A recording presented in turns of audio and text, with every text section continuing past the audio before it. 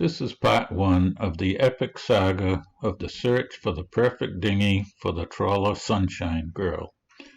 If you stay in marinas whenever you go cruising, rather than enjoying the scenic and psychic pleasures of anchoring out, you might wonder why the choice of a dinghy gets so much attention on internet discussion groups devoted to cruising. Dinghies allow you to go ashore to buy groceries, pick up passengers who are meeting you along the way, walk the dog, or just to see what there is beyond the shoreline or up the river. So you have to think about the transport capabilities of your dinghy. You also must decide how you're going to carry the dinghy on your boat when you are cruising. In my case, I've been pretty happy with the porta boat that came with my 42-foot trawler Sunshine Girl when I bought her in 2010. The porta boat started out as a 12-foot model, but it hung over the sides of the swim platform when I got the boat. I cut 2 feet off the bow to fix that. The boat carries a good load and is relatively stable for a small boat. I've used 4 and 5 horsepower outboards on the porta boat, and it planes with my wife and I in it, cruising along at about 8 knots at less than full throttle. All in all, it has served us well. Over the past couple of years, however, I've been thinking that the flexible bottom of the porta boat might become a problem as my wife and I get older. Then last spring I got the idea that a dinghy with a motor well would allow me to leave my outboard on the dinghy when I roll it up onto the swim platform. Putting these two things together, I decided to find a 10-foot fiberglass boat and put a motor well in it. Being an experiment, I didn't want to spend very much on a boat that I was going to cut up. So I started looking for a cheap fiberglass boat that I could make into a dinghy with a motor well. Now, some 6 months into this project, it hasn't turned out the way I expected, but it has kept me busy through the summer, and hopefully I have learned a few things. And I am still hoping to have a serviceable dinghy at the end of it. If not, I'll be back to the porta boat.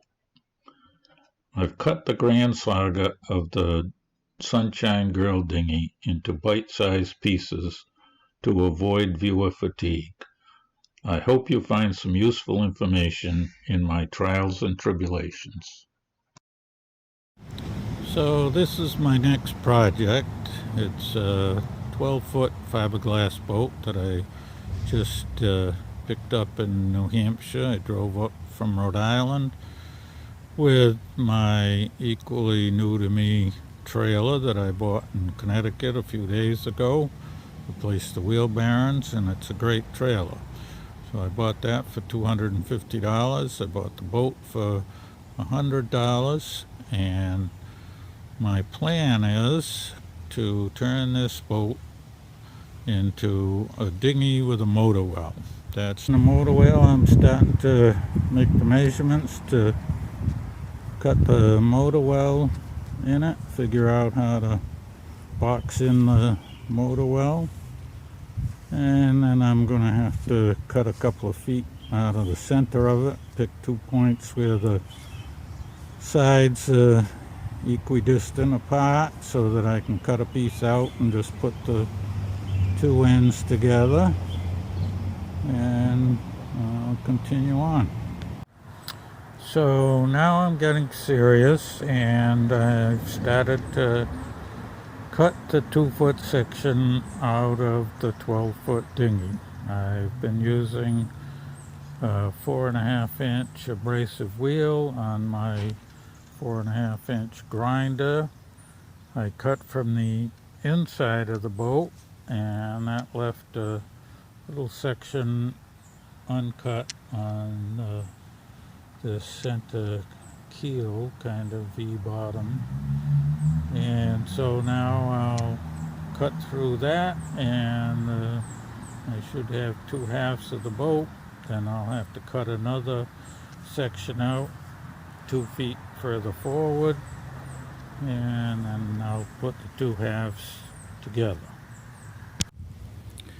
So my little 4.5-inch grinder with the abrasive wheel works really good for cutting this thin fiberglass. This hull is made with a chopper gun. It's not laid up fiberglass, but it cuts real easy with that abrasive wheel. So I'm in the process of cutting out the section from the center. I've cut the aft section of the boat.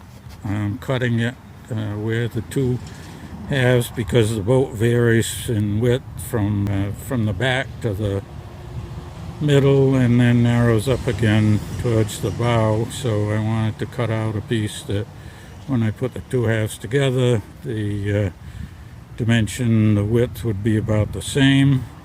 I've cut the motor well out of the aft section there, and I've cut out the center seat because that was going to fall right where I wanted to make my cut.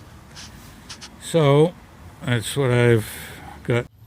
Okay, I decided to overlap the two sections of the hull, which means that they're not going to fit exactly where the overlap is. If I had butted the hulls, I could have picked a point where they met pretty much exactly, but I think it's just as well to have the overlap and a little step in the hull. So I'll just fill that in with some foam and then glass it over, and I'll have a nice little stepped hull. I've got the two halves of the boat ground down around the edges where there were some rough spots of fiberglass. I've got them fitted together now, and so next step will be I'll fit the seat back in halfway between the bow seat and the stern seat, and then I will be ready to start glassing the two halves of the hull together. I'm starting to put the dinghy back together where I cut the 2 feet out of it. I've left an overlap. I figured that would be stronger than just having a butt joint, but it also complicated the joint in the sense that if I'd wanted to butt it together, I could have picked a spot where it was just about equal in width, and probably would have had a little bit neater finish. The way I've overlapped it, it leaves a gap because the two ends of the boat are changing width as they go forward and as the aft section comes back, and so there's no real way you can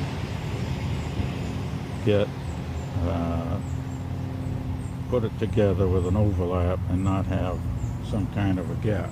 So I'm gonna fill that gap and then put my fiberglass cloth over it, and I think that'll come out okay.